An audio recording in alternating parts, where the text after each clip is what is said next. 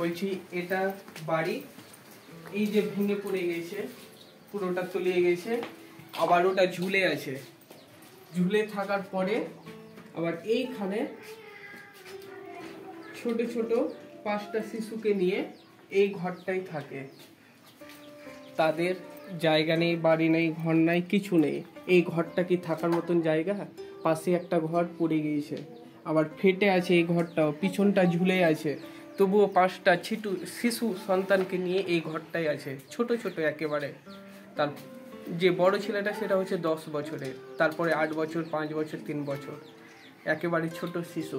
এই দিকটা দেখেন কতটা ফেটে আছে, তবুও এখানে বসবাস করছে।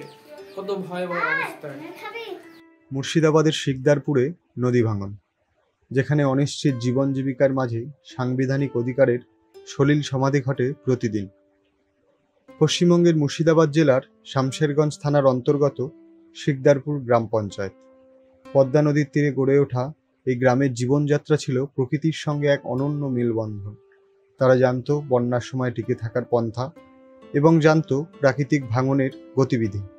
60-এর দশকের পর থেকে যখন নদীকে নিয়ন্ত্রণ করার ধারণা এলো, তখনই আমাদের সামনে এলো বিরাট বড় বাঁধ, ব্যারেজের মতন মারণ প্রযুক্তি।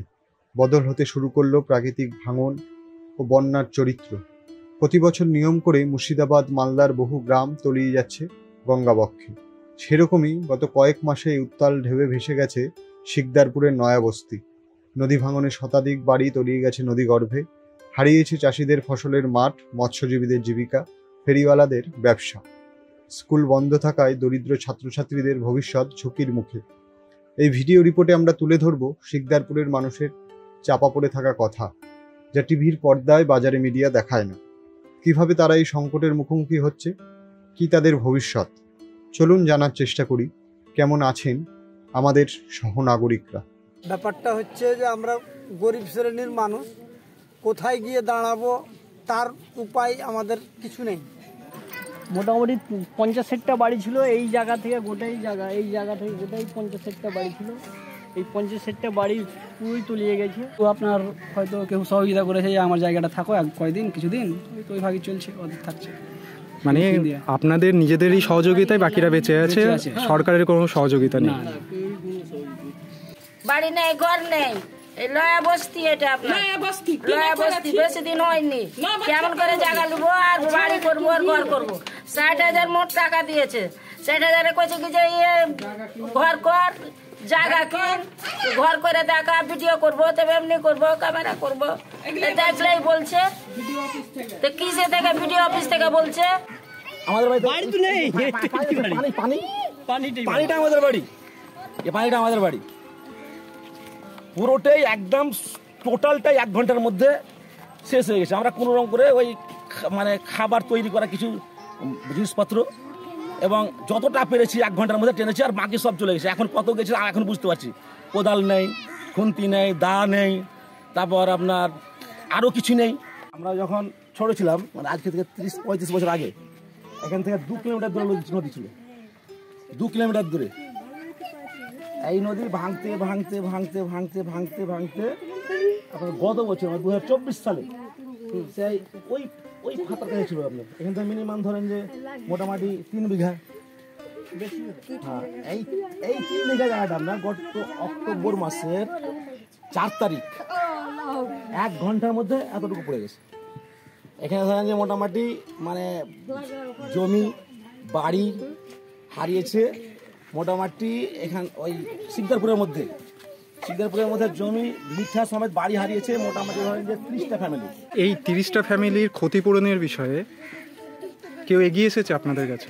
আমাদের সামনে যেটা এগিয়ে এসছে সাধারণ মানুষ কিছু রিলিফ নিয়ে এসছে। সরকারিভাবে আমরা যেটা পেয়েছি,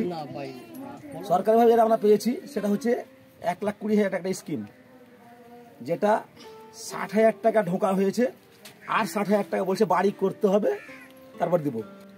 আমাদের দাবি হচ্ছে যে আমাদের যদি জমি থাকবে, বাড়ি কোথায় করবো আমরা? আজকে পর্যন্ত যতগুলো লোককে বাড়ি মানে স্কিমটা দেওয়া হয়েছে, 1,20,000 স্কিমটা, তার মধ্যে হয়তো 0.5% লোক বাড়ির দরে ভেঙে ফেলেছে। মানে আমাদের বাড়ি যখন পড়ে গেছে, আতঙ্কগ্রস্ত হয়ে তারা বাড়ি ভেঙে ফেলেছে, তারা বাড়ি করেছে, তাদের জমিটা আছে আর কি, ভেঙেছিল জমিটা আছে, কিন্তু যাদের প্রকৃতপক্ষে যাদের মানে জমি এবং বাড়ি পুরোটাই তলিয়ে গেছে, তারা এখন পর্যন্ত দ্বিতীয় কিস্তির কোনো ব্যবস্থা করতে পারেনি। এখন ভিটে মাটি মানে হারিয়ে ফেলেছি, তাদের প্রয়োজন হচ্ছে মানে জমি এবং বাড়ির স্কিম, নাহলে আমরা কোথায় গিয়ে বসবো? আমরা এখন যেখানে আছি আপনাকে যে দেখাবো, ওই বাড়িটা দেখছেন, ওই যে টিনের বাড়িটা, ওই টিনের বাড়িটা, ওখানে টিনের বাড়িটা দেখছেন না, ওটা পরের জায়গাতে, অপরের জায়গাতে আমরা বাড়ি করে আছি, অপরের জায়গাতে আমরা বাড়ি করে আছি। এবং আরও কেউ অন্য জায়গাতে আছে, কেউ শ্বশুর বাড়িতে আছে, কেউ হয়তো আত্মীয় স্বজনের বাড়িতে আছে। আমি এখানে আমার বন্ধুর মানে জায়গাটা ছিল, সে আমাকে 1 বছরের জন্য থাকতে দিয়েছে, 8 মাস হয়ে গেল, আর 4 মাস টাইম আছে। এখন এই 4 মাসের মধ্যে সরকার যদি আমাদের কোনো ব্যবস্থা করে, তাহলে আমরা আবার মানে মানে নিজ গতিতে ফিরে যাব। আর যদি না করে, তো আমরা যেভাবে ভিটা বস্তু হারিয়ে যেভাবে আমরা একবারে নিশ্চয় হয়ে পড়েছি, আমাদের এই অবস্থায় থাকতে হবে। আচ্ছা, আপনার নামটা বলুন আর আপনি কি করেন? শহীদুল। আপনি কি করেন? আমি পেশায় টোটো চালক। এই ভাঙনে যে ক্ষয়ক্ষতি হয়েছে এবং টোটো চালক হিসেবে আপনার যে ইনকাম, এতে কি মানে বিপদ আরও বেড়ে গেছে?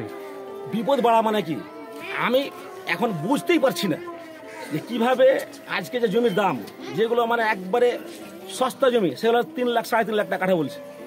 তা আমার যে ফ্যামিলিতে 10টা লোক, তাদের যে খাবার দাবার, পোশাক আশাক, চিকিৎসা, শিক্ষাটা বাদ দেন, শিক্ষাতে 1 বছর থেকে উঠে গেছে, মানে গাছে উঠে গেছে।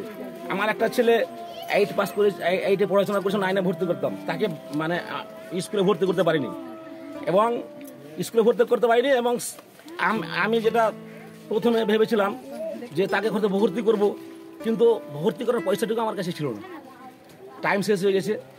এখন আমি যে কীভাবে, এইরকম আমার মতন প্রায় সব ফ্যামিলি, এই এলাকাটা মানে বিড়ি নির্ভরশীল, যাদের মানে দৈনিক আয় অতিরিক্ত হলো 200 টাকা। একটা ফ্যামিলিতে অতিরিক্ত হলো 200 থেকে 250 টাকা ইনকাম। এই ফ্যামিলিগুলো যে ভিটা বস্তু হারিয়ে ফেলেছে, তারা কিভাবে জমি কিনবে? আমার যে যতটা মানে জ্ঞান, সেই জ্ঞান অনুপাতে আমার হিসাবের মধ্যে আসছে না।